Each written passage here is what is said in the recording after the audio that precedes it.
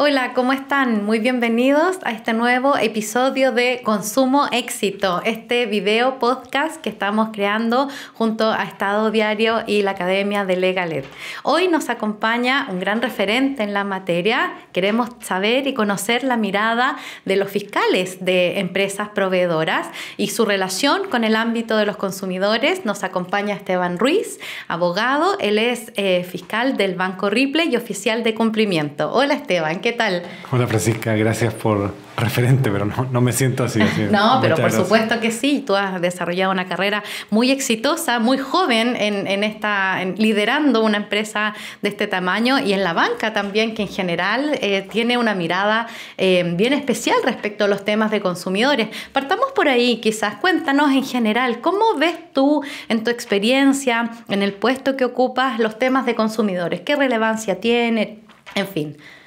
O sea, yo creo que consumo es una materia que ha ido adquiriendo relevancia durante el tiempo, y yo creo que el punto de inflexión fue el caso Cencosud, que también me tocó estar ahí en la última patita cuando trabajé en Cencosud. Y de ahí hacia adelante uno va viendo que esto se va convirtiendo en algo vertiginoso para las empresas, para el sector. ¿Cuántos temas de consumidores ven ustedes? Bueno, yo me he especializado siempre en retail y banco, y ahí claramente somos una empresa de servicios básicamente, y la ley del consumo o la ley del consumidor nos pega 100% en diferentes ámbitos, desde lo que comercializamos, lo que publicitamos, desde cuando hay errores en algún tema con respecto a los productos que nosotros ofrecemos. Entonces, los reclamos de los clientes. Hoy en día, por ejemplo, en el banco también está la mirada de la CMF con respecto al tema consumo, y cómo va adquiriendo esto una relevancia muy, muy importante, que hoy en día yo creo que ninguna de las empresas que participa, de las grandes empresas, puede restarse o no tomarle la importancia que tiene esto, sobre todo además porque las reformas que se han emprendido han ido en la dirección de darle mayores facultades al organismo regulador, al CERNAC, establecer multas más altas, establecer nuevos tipos infraccionales, profundizar hoy en día a través incluso de los reglamentos, de la circular del CERNAC, ciertos conceptos que antes nadie lo tenía en mente, y pienso en eso en el tema, por ejemplo, de los consumidores hipervulnerables y todo eso, tendencia que se está viendo. Cuéntame un poquito, tú nos decías que este tema fue escalando con el tiempo, ¿cierto?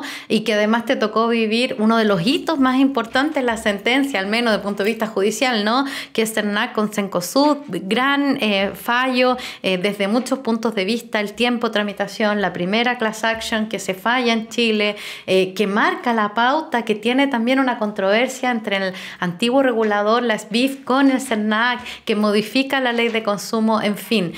Cuéntame un poquito, de a poco, ¿cómo ha ido esto escalando en las diversas áreas en que tú te has desarrollado y cómo afecta todo esto a la pandemia? Yo me imagino que también por ahí pueden haber nuevos aprendizajes y desafíos en torno a el relacionamiento con tus clientes, consumidores.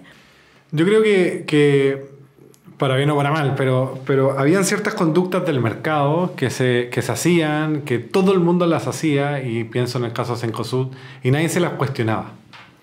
Y efectivamente ahí el primer caso, cuando Cencosud pierde el fallo en la Corte Suprema, lo condenan con toda la implicancia, yo creo que ahí existe el primer remesón de decir, bueno, algo que hacían todos y que nadie cuestionaba, al parecer no está tan correcto. Y esto se conversa, las empresas lo conversan, ustedes en la interna. Yo creo que no hay una conversación así como, pero sí claramente hay un entendimiento desde el punto de vista de la industria, Y por eso mismo, por ejemplo, cuando ya se materializa el fallo de Cencosud, tú te das cuenta que hasta la fecha ni una empresa siguió adoptando la misma práctica que antes hacía. Claro. O sea, ahí hay un entendimiento claramente de parte de la industria. O sea, que el impacto a nivel gremial fue importante, ¿cierto? Fue importante porque nadie podía desconocer de que era una práctica que se hacía y que finalmente la Corte Suprema dijo que era una práctica incorrecta, ilegal, independiente del punto de vista y los fundamentos que uno podría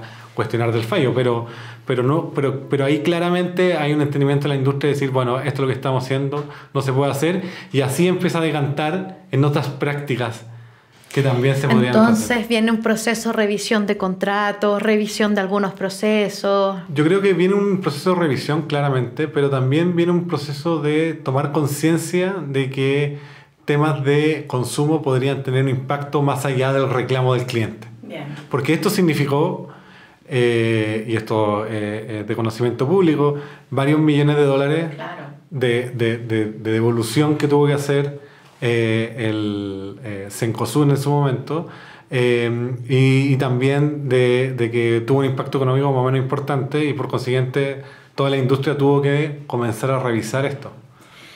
Entonces es un tema gremial, es un tema que afecta a las empresas, es un cambio de conciencia, como tú dices, pero también me imagino que hay todo un área que dice relación con el relacionamiento que como empresa y como en tu puesto de fiscal, y sobre todo vamos a conversar un poquito más oficial de cumplimiento, te toca con la autoridad en materia de consumidores, con el CERNAC. ¿Cómo es la relación? ¿Cómo se construye una relación con el CERNAC de cara a todo lo que el CERNAC hace, ¿no?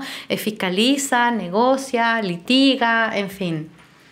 O sea, yo creo que como cualquier relación con un ente público semi-regulador como es CERNAC, que no es 100% regulador, tiene que haber siempre un acercamiento desde el punto de vista del respeto, desde el punto de vista de ir viendo los temas que te van afectando, ir resolviendo problemas, sobre todo en industrias de consumo masivo, donde están hablando de cientos de miles de consumidores o millones de consumidores que muchas veces por algún accionar que ni siquiera es con negligencia o mala fe, sino que puede ser un error, afectas a miles de clientes y hay que entrar a revisar el proceso, revisar, bueno, cómo compensamos, qué hacemos, cómo enmendamos el error.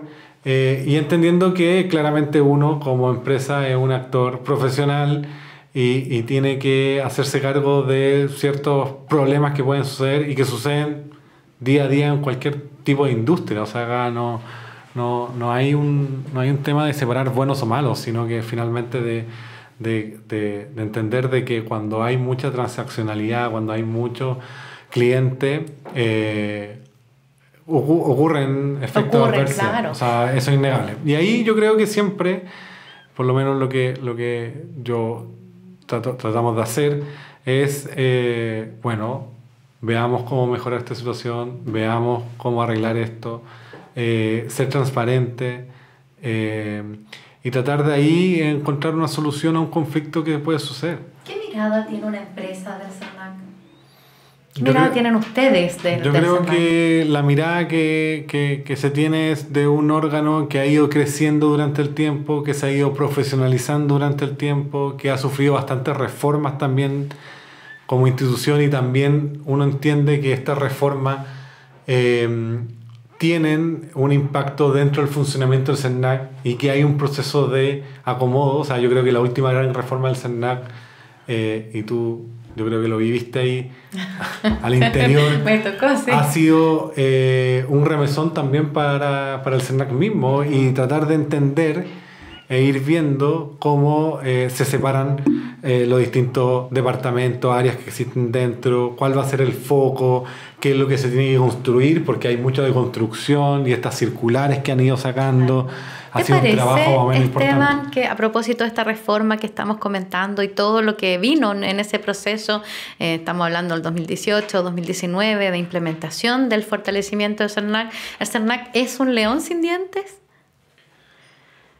Yo creo que esa frase es una frase que creo que no representa al CERNAC. Yo creo que el CERNAC tiene bastantes facultades, atribuciones, Y uno lo ve, en definitiva, cuando en los diarios, en las noticias, que cuando CERNAC actúa para proteger a los consumidores, y las empresas entran en un proceso también de resolver los problemas, de contestar los oficios.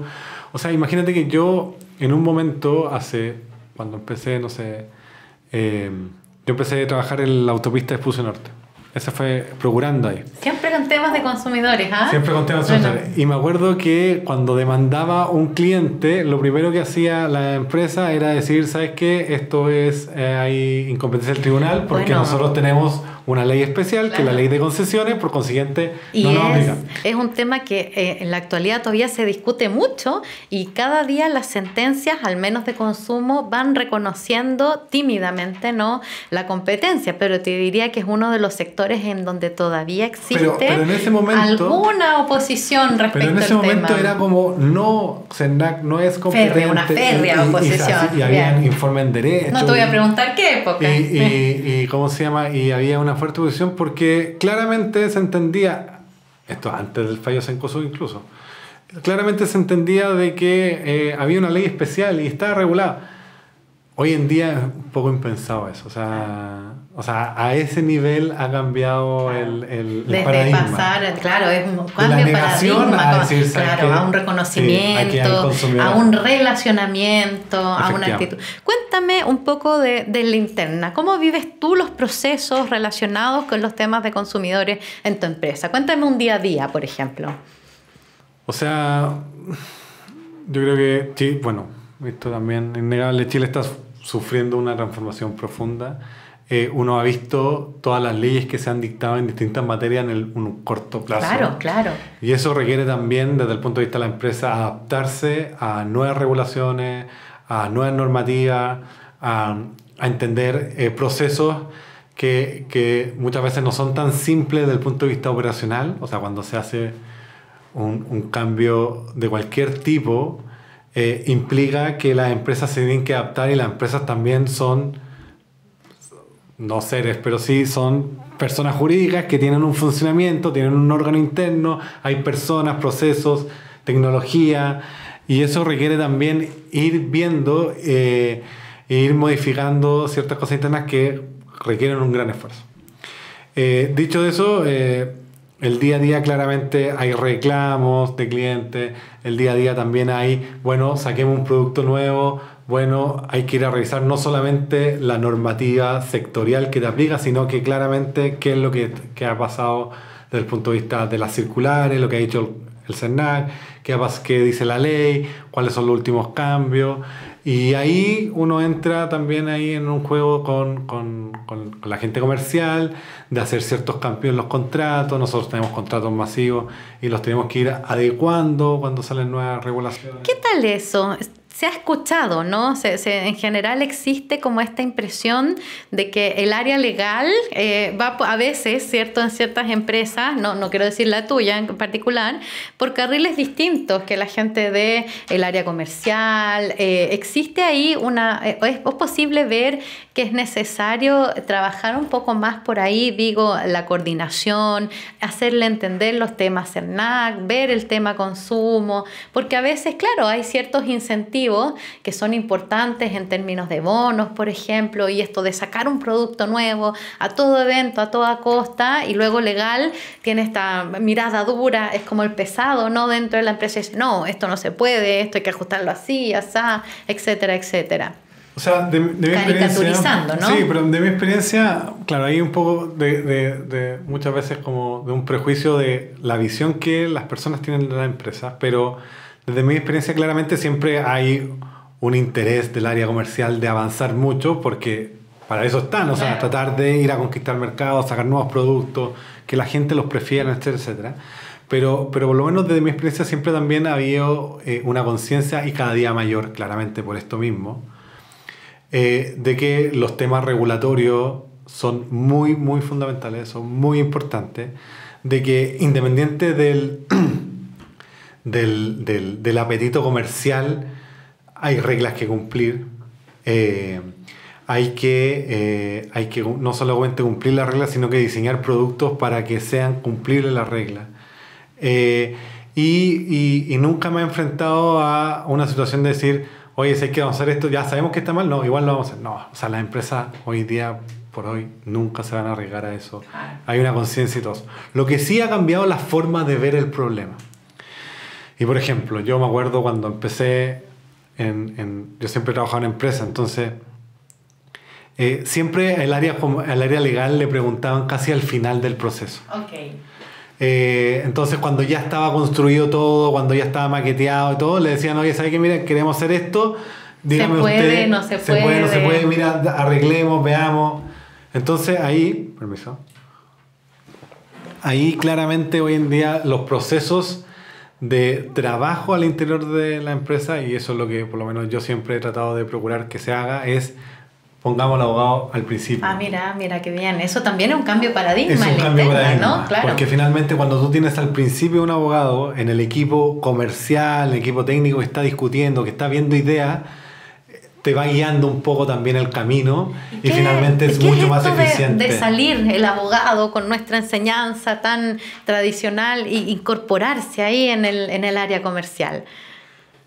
Es un gran tema porque las escuelas de Derecho en Chile, por lo menos cuando yo estudié, yo creo, no sé si ha cambiado mucho, pero son escuelas dentro de una mirada muy tradicional de la enseñanza. Yo tuve la suerte igual de justo empezar en un proceso donde te empezaban a pasar casos, te empezaban una forma distinta de ver el derecho. Y ahí yo estudié en la Diego Portales y ahí yo creo que fue una gran ganancia para mi generación y para mí en particular de entender el derecho no de la memorización, como también existe el prejuicio de abogados, se saben las cosas de memoria, sino que entender el derecho desde el punto de vista del caso práctico, de la aplicación del derecho, de que no existen respuestas correctas e incorrectas, sino que existen diferentes puntos que uno puede tomar a una solución, a un problema para una solución jurídica. Pero un abogado in-house, una abogada in-house, tiene que necesariamente tener esta capacidad de relacionamiento con otros profesionales. Y eso es lo que a veces cuesta mucho desde de la enseñanza, ¿cierto? Desde la universidad. Porque nuestra enseñanza, aun cuando sea teórica o de aplicación práctica, es o está centrada en la mayoría de las universidades desde el punto de vista jurídico, pero no hay cursos de negociación, no hay cursos estoy también generalizando, de contabilidad, de economía, salvo los primeros años, ¿no? ¿Cómo ves tú eso de relacionarse y de hacerle entender al comercial que esto sí se puede, que esto no se puede, pero no al final, al inicio, ¿no? Sí, es más simple, o sea, claramente no hay curso, ninguno de esos cursos que tú dices como dentro de la malla obligatoria de management, que finalmente falta ahí de incluso de poner cursos como enfocados a el recurso de la persona, o sea, lo que tiene que ver con recursos humanos, etcétera, que también es un gran tema ahí, que no nos enseñan tampoco a liderar en cierto sentido, y eso son competencias básicas que uno debería tener independiente. Si yo me desarrollo en un estudio, en una empresa o en una ONG, da lo mismo. Son competencias mínimas que debería tener cualquier persona y en derecho no te las enseñan. O sea, por lo menos cuando yo estudié no se las enseñaban. Y ahí hay un gran debe. Y no solamente eso, o sea, en las empresas siempre todo es muy visual. Entonces, la presentación. El PowerPoint. O sea, los efectos, los monitos, claro. Que aprender es que Esteban me reta porque mis PowerPoint son bien fomes. Entonces, yo ahí he tenido la suerte que mi señora me ha ayudado siempre, pero lo que no se comunica bien no existe finalmente. Entonces, y yo creo que incluso eso puede pasar en la academia o en un estudio, y es que no tenemos las herramientas para comunicar ciertas ideas, ciertos procesos, ciertas soluciones que uno, desde el punto de vista legal, que sería mucho más interesante tener esa herramienta porque sería mucho más fácil lo que uno hace. Y ahí claramente hay un debe, yo creo, desde el punto de vista de la escuela de Derecho, la academia, que tienen que ir a acercarse. Un caso concreto, por ejemplo, yo tuve la suerte de en un momento donde trabajaba antes, se acercó el fiscal, el gerente legal, me dice, Esteban, ¿sabes qué? Hay una cosa que están haciendo en la empresa, que algo de transformación digital, está hablando hace 8 años atrás, una cosa así. Y tú ser como el más joven, ¿por qué no vais tú? ¿Tú cachai de computación? Así fue. ¿Tú cachai de computación? ¿Por qué no vais tú? Y todos los temas. ¿Olió que era algo legal también o por ahí? Claro. Y dijo, no, mira, y además están pidiendo gente de todas las áreas de toda la empresa. Entonces, ahí tiene que ir alguien de legal. Y yo fui, y tuve la suerte de ahí se está armando el área de transformación digital de Cencosud. Y empecé a participar, me entrenaron, me metieron a cursos para entender algo que yo no tenía idea que era Agile, que era la metodología ágil, que eran los Scrum, que eran 20.000 términos que tienen estos temas de transformación digital detrás y que nunca claramente nadie me había enseñado, nunca había leído y todo. Y ahí me di cuenta de que había un mundo que se estaba desarrollando y que los abogados, si no entendían esos términos, difícilmente iban a poder dar una buena asesoría. Cuéntanos un poquito más de eso, a ver. Lo que pasa es que, bueno, esto partió hace mucho tiempo en Estados Unidos y tiene que ver con que la forma de trabajar de la metodología Agile, por ejemplo, es muy distinta a la forma en que se trabajaba antes. Antes se trabajaba de una forma como escalonada, que se llama, que tú vas cumpliendo ciertos hitos y vas desarrollando un proyecto. Y hoy en día se trata de te lo estoy resumiendo muy simple, de una forma en donde tú vas haciendo un pequeño concepto, prueba y error, lo vas trabajando con una metodología mucho más rápida, más cíclica, mucho más escalable. El problema entonces ya no vas descubriendo cómo va probándose tu producto, pero desde lo micro hacia lo macro. Y después te das cuenta quizás donde querías llegar, te diste cuenta que vas a ir un camino B. Antes siempre tenías que llegar al camino A, sí o sí, porque eso es lo que estaba definido. Es más flexible, más ágil, y más con que tecnología, se adapta, y con metodologías distintas. O sea, hay 20.000 metodologías para toda esta cuestión. Entonces yo decía, bueno, si los abogados no entienden esta cuestión, vamos a estar perdidos. Y ahí incluso tuve la posibilidad de tomar un diplomado en transformación digital en la Chile y profundizar y seguir profundizando estos términos que no solamente aplican a empresas como de venta de algo, sino que aplican a empresas de software, a empresas de servicios, incluso a estudios de abogados, a fiscalías, gerencias legales. Que es una nueva forma de entender los procesos. Ahora, desde el punto de vista de la transformación digital, bueno, vamos a tener un episodio en que vamos a hablar también algo relacionado con eso, inteligencia artificial, bots, etcétera. Cuéntame un poquito, este cambio de paradigma en el interior de la empresa, con estos temas nuevos que van surgiendo, ¿te hace pensar en la posibilidad de hacer planes de cumplimiento que están tan de moda en materia de consumo? ¿Cómo ven ustedes ese tema? No solo es cumplir la ley, no solo es tratar de evitar que surja el conflicto, no solo es tratar de evitar un litigio o preferir en su momento una negociación a través de un PBC, sino que es la mirada preventiva, ¿no? que intenta evitar ese tipo de conductas más represivas.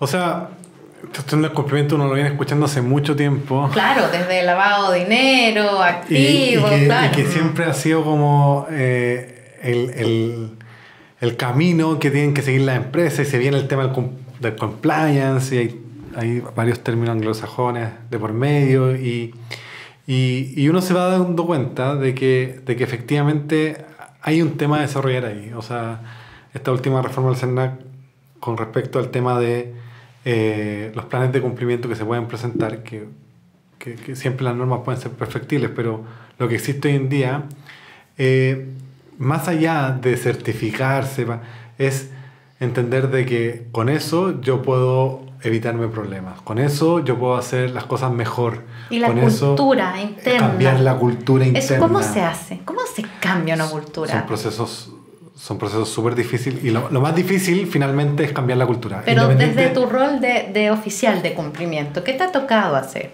O sea, nosotros estamos, bueno, pero por temas de la ley de responsabilidad penal de las empresas tenemos un modelo de cumplimiento y estamos certificados porque tenemos que estarlo.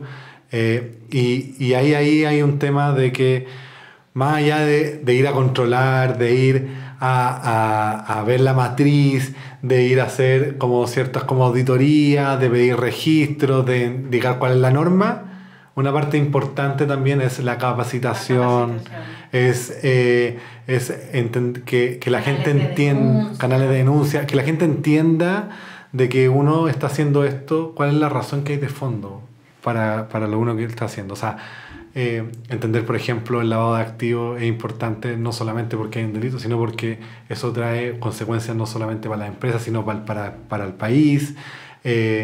Eso finalmente nos puede afectar como sociedad. Hay un tema mucho más profundo y claramente uno pensaría que las empresas tienen que ir avanzando en estos temas en diferentes ámbitos, no solamente en consumo, en ley de responsabilidad penal de la empresa, sino que hoy en día en datos, en recursos humanos, en libre competencia, ¿para qué decir? Claro, muchas cosas. Y además es uno, ¿no?